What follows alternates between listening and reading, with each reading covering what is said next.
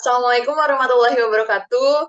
Halo teman-teman semua. Jadi hari ini, di video kali ini saya akan menjawab, mungkin ada beberapa teman-teman yang bertanya gitu ya, bertanya-tanya gitu ya, "Kok bisa PT BES itu membayar mahal mitranya? Bisa ngasih hadiah atau ngasih reward paling minimalnya itu 1,67 miliar dan yang terbesar potensi maksimalnya itu sampai 52 miliar. Nah, kok bisa PT BES itu membayar mitranya atau ngasih hadiah ke mitranya itu sebesar itu? Dari mana gitu ya.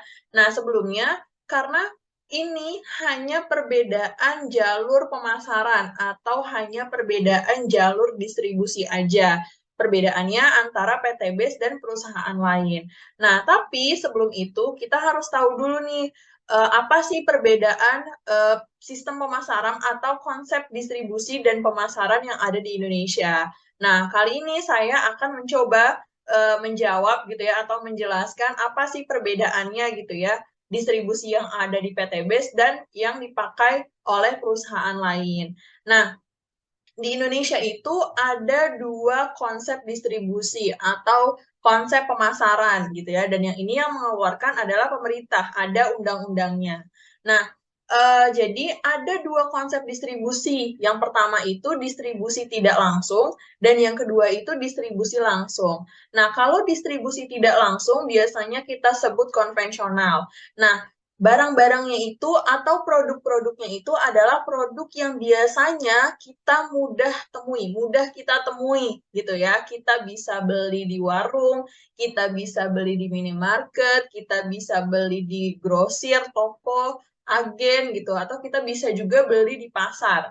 Nah, produk-produk itu adalah misalnya itu kayak minyak goreng, terus ada mie instan, terus ada air mineral, terus juga ada snack-snack yang biasanya mudah kita beli di warung dan kita makan gitu. Nah, itu adalah produk-produk yang pemasaran atau distribusinya itu, dengan jalur tidak langsung.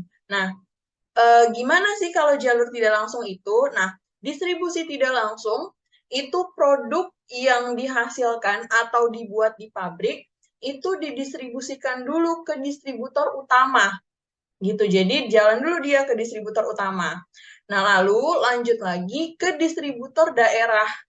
Nah, lanjut lagi itu ke grosir.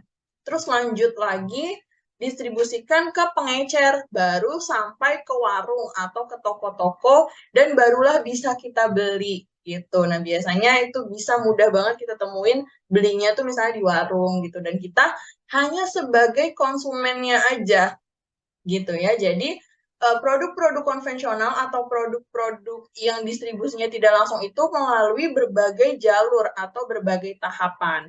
Nah, di setiap distributor-distributor itu pasti masing-masing distributor atau masing-masing agen itu mengambil keuntungan gitu ya. Jadi misalnya di sini saya ilustrasikan ya, saya contohkan, di sini saya punya air mineral.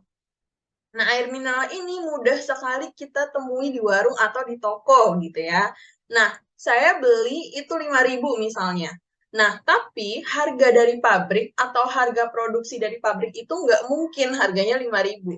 Bisa jadi cuma 2.000 atau bahkan Rp1.000. Nah, kenapa ke kita atau ke konsumen ini harganya bisa jadi 5.000? Karena setiap distributor atau setiap jalur distribusi itu mengambil keuntungan. Jadilah sampai ke kita, sampai ke konsumen itu Rp5.000. Nah, selain itu, agar perusahaan ini, agar kita tahu nih masyarakat tak pengen nih masyarakat itu tahu, masyarakat itu beli gitu. Nah, makanya perusahaan juga mengiklankan produk ini. Pasti teman-teman semuanya pernah lihat iklan ini atau iklan produk-produk lain di TV. Atau bisa juga lihat iklannya itu di billboard atau di baliho gitu ya. Nah, atau bahkan bisa juga di sosial media dengan endorse artis gitu ya. Tapi, nah biaya-biaya itu adalah besar, dikeluarkan oleh perusahaan itu besar. Biayanya besar, untuk biaya iklan itu besar. Bisa puluhan bahkan ratusan juta. Sampai ke billboard atau baliho itu juga sama.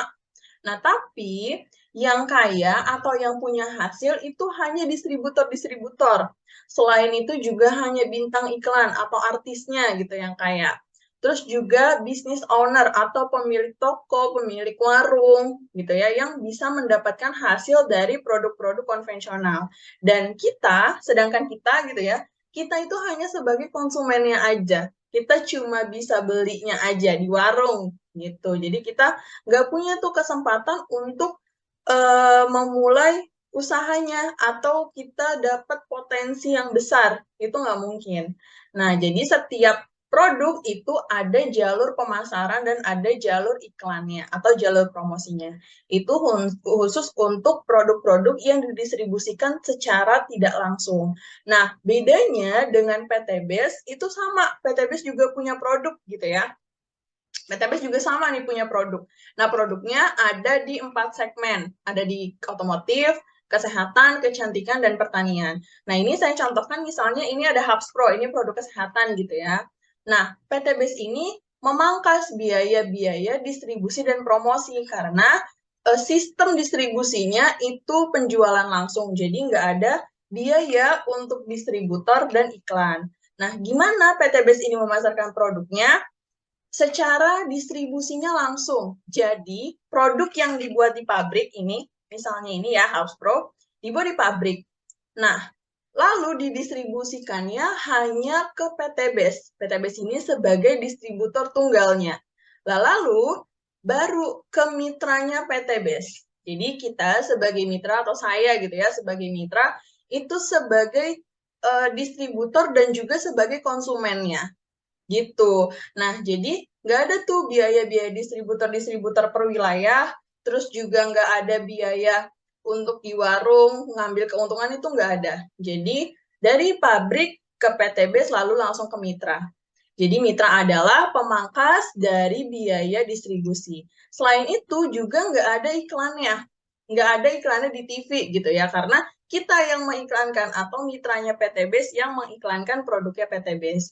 Jadi kami atau saya sebagai mitranya PTBes itu adalah sebagai konsumen. Yang pertama sebagai konsumen, jelas sebagai konsumen karena kami beli produk ke PTBes gitu ya. Jadi kami konsumennya. Yang kedua kita juga distributornya karena kita juga bisa berpotensi untuk mendistribusikan produk-produknya PTBes gitu. Yang ketiga, kita jadi bintang iklannya karena kita adalah jika kita bergabung jadi mitra, maka otomatis kita jadi tim promosinya PTBes gitu. Dan yang keempat, luar biasanya kita sebagai business owner atau pemilik bisnis. Karena PTBes selain menjual produk, tapi juga membuka peluang usaha untuk mitra-mitranya gitu. Jadi tidak ada uh, apa ya, tidak ada jalur-jalur distribusi dan jalur iklannya. Jadi semuanya itu dibayarkan ke mitra. Jadi wajar kalau kita sebagai mitranya PTBes itu dibayar mahal atau dibayar besar. Dan potensinya itu terkecilnya 1,67 miliar itu hadiah ya. Hadiah yang diberikan PTBes itu 1,67 miliar. Dan yang paling maksimal atau paling besarnya itu bisa mencapai 52 miliar. Gitu. Jadi wajar kalau kita dibayar mahal karena kita adalah pemangkas dari biaya-biaya distribusi dan promosi. Jadi jangan heran kalau mitranya PTBes itu dibayar mahal, gitu bisa dapat potensi hasil yang maksimal. Jadi daripada PTBes itu bayar artis, daripada PTBes itu bayar iklan di TV atau iklan di baliho atau distribusi-distribusi gitu ya, lebih baik PTBes itu memilih distribusinya langsung. Jadi lebih baik PTBes itu memberikan peluang usahanya ke mitra-mitranya. Seperti itu. Jadi sudah nggak ada lagi keraguan atau nggak ada lagi yang bertanya-tanya kok bisa PTBes bayar mahal, kok bisa PTBes ngasih hadiah yang besar gitu ya. Karena itu dia, itu tadi gitu ya, karena kita adalah pemangkas dari biaya distribusi dan promosi gitu. Jadi semoga ini bisa menjawab pertanyaan teman-teman semua dan menghilangkan keraguan dari teman-teman semua karena hanya perbedaan sistem distribusi atau pemasaran gitu ya. Untuk yang mau bertanya boleh langsung komen di bawah dan untuk peluang usahanya luar biasa besar, langsung aja bergabung dan hubungi nomor yang ada di description box. Gitu ya. Semoga ini membantu. Terima kasih semuanya. Assalamualaikum warahmatullahi wabarakatuh. PTBS, go berkah, no riba, go baitullah.